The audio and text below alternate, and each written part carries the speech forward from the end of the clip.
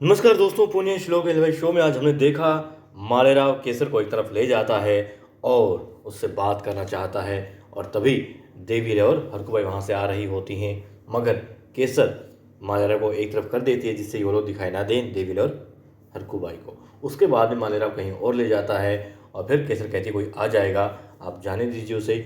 मगर वो मना करता, कहता है कोई नहीं आएगा। केसर कहती है यदि देवी अहिल्या को और यदि मैनाबाई को पता लगा तो मैं तो नहीं पता चलेगा, तुम चिंता मत करो। तब वो कहती हैं कि मालेराव जी तो और भी ज़्यादा गलत है, आप कुछ काम करते हैं और आपके जो अपने हैं, आपको जो सच्चे दिल से चाहते हैं, आपको प्रेम करते हैं, उनसे आप कोई चीज़ छिपाते हैं तो वो भी चोरी हुई ना।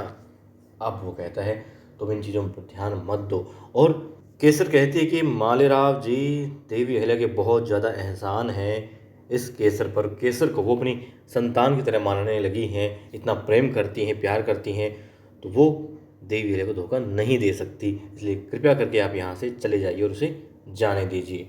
फिर वो कहता है और जो तुमने एहसान किया है मालेराव पर उसका क्या। अब वो कहती हैं देखिए मुझे जाने दीजिए, मैं नहीं समझ रही हूँ आप क्या बताना चाहते हैं, क्या कहना चाहते हैं, मतलब क्या आपका। वो कहता है मतलब ये है कि प्रेम करता है वो और तुम्हें भी। जी हाँ, वो कहता है केसर को कि केसर जो गोंडा पूजा होने वाली है उसमें मालेराव तभी जाएगा यदि तुम उसको तिलक करोगी तो। वो कहते हैं ये अधिकार तो पत्नी का होता है। वो कहता है हाँ पत्नी का होता है, मगर तुम्हें तिलक करना पड़ेगा क्योंकि अपने तन मन धन से वो केसर को स्वीकार कर चुका है, तो बस कर चुका है। ठीक है, फिर दिखाते हैं देवी अहिल्या मैनाबाई के साथ में होती हैं और बातें कर रही होती हैं। फिर अचानक से याद आता है कि हाँ वो तो बताओ तुम लोग गए थे बाहर, तुम्हारी यात्रा कैसी रही। वो कहती है अच्छी थी। अच्छी थी? अरे बहुत अच्छी होनी चाहिए ना। वो कहती है हाँ अच्छी थी। कितना कैसा वक्त रहा तुम्हारा। अच्छा था, जितना वक्त भी गुजारा साथ में अच्छा था। जितना वक्त भी क्या मतलब है, तुम दोनों के बीच में कोई और भी था, कोई तीसरा था। वहाँ तो अकेले थे ना तुम। कहते नहीं मालेराव जी को कुछ काम था तो बीच में चले गए थे और बस वो ठीक है, मतलब कि वो समझने लगे हैं मुझे। कहते अच्छा पहली बार सुन रही हूँ कि मालेराव किसी को समझता है, क्या समझा उसने। अब फिर कहती लेकिन ये क्या मतलब, वो कहीं चला गया था। वो कहती है देखिए आप ही ने बताया ना कि रानी है तो रानी की कुछ खूबियाँ भी होती हैं, कुछ फ़ायदे भी होते हैं तो कुछ नुकसान भी होते हैं, कमियाँ भी होती हैं। बस उसे अब इन कमियों के साथ में जीने की आदत डालनी होगी तो कोई बात नहीं है, सब ठीक है। तभी देवी अहिल्या को दिखाई देती है दरवाजे पर खड़ी। केसर को कहती है केसर अंदर आओ ना। केसर अंदर आती है और मैना उसका स्वागत करती है, खुश हो जाती है उसे देख करके। कहती है कितना अच्छा है ना, मतलब तुम तो प्रेरणादायी बन गई हो सबके लिए। तुम्हारे कारनामे सुने देवी अहिल्या से, बहुत अच्छा लगा, बहुत अच्छा लगा केसर तुम्हें देख करके, तुमसे मिल करके।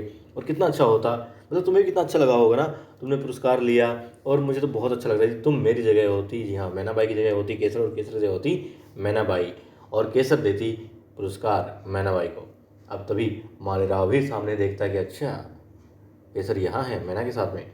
देवी अहिल्या देखती है और कहती मालेराव आओ यहाँ आओ ना। अब वो दोनों तो वहाँ से चली जाती हैं क्योंकि देवी अहिल्या ने बता दिया है मैना को कि तुम्हारी नई सहेली है ना ये। हाँ बस अच्छी बात है, तुम्हारी दोस्ती हो गई है। मुझे तो यही था कि तुम्हारी दोस्ती कराऊँ, पहचान कराऊँ। चलो अब इसको भी मतलब बंदोबस्त कर दिया केसर का, जब भी यहाँ आना जाना चाहे आ सकती है, व्यवस्था कर दी है। और यहाँ ठहर भी सकती है, रुक भी सकती है, उसकी व्यवस्था कर दी गई है। यदि तुम्हें बुलाना हो जब भी इसे तो तुम भी इसको बुला सकती हो। ठीक है, अब वो वहाँ से चली जाती है और मालेराव अंदर आता है और जैसे कहता है कि आपने अच्छा नहीं किया है। देवी अहिल्या सोचती है क्या कह रहा है ये। वो कहता है कि इतना अच्छा मौका मिला था मालेराव को सूबेदार बनने का, मगर आपने छीन लिया। आपसे मालेराव की खुशी बर्दाश्त ही नहीं होती। अब देवी अहिल्या समझाना चाहती है कि एक अत्याचारी था वो, पाखंडी था, झूठ बोल रहा था, मक्कारी कर रहा था और उसी में तुम्हें शामिल कर रहा था। वो सिर्फ और सिर्फ एक लालसा थी और कुछ भी उसमें सच्चाई नहीं थी। फिर वो कहते हैं लेकिन आपसे तो खुशी बर्दाश्त नहीं होती, बस इसलिए किया आपने। ठीक है, खैर उसे जो समझना था वो समझ रहा है। और फिर दिखाते हैं गुरु जी पहुंच चुके होते हैं श्रीमंत के पास में, और श्रीमंत देखते ही गुरु जी को एक थप्पड़ लगाते हैं, बेचारा जाकर गिरता है। और फिर कहता है उठ करके कि आपको मारना है मार लीजिए, बेशक किसी और चीज़ से मार लीजिए, जान से मार लीजिए। लेकिन वो मजबूर था, उस वक्त वो यूँ नहीं बोल पाया कि उसका बोलना उचित नहीं था। और कहता है कुछ तो मुंह तो खोलना था, कुछ तो कह सकते थे जब। जी हाँ, श्रीमंत कहते हैं कि कुछ तो कहना था तुम्हें, तुम अपना मुख तो खोलते, लेकिन तुम देखते रहे चुपचाप उनका अपमान होते हुए। फिर वो कहता है कि अब अपमान का बदला ले सकते हैं आप। बताता है कि गोंडा पूजा के लिए मल्हार और फिजाजी पूरे परिवार के साथ जाने वाले हैं।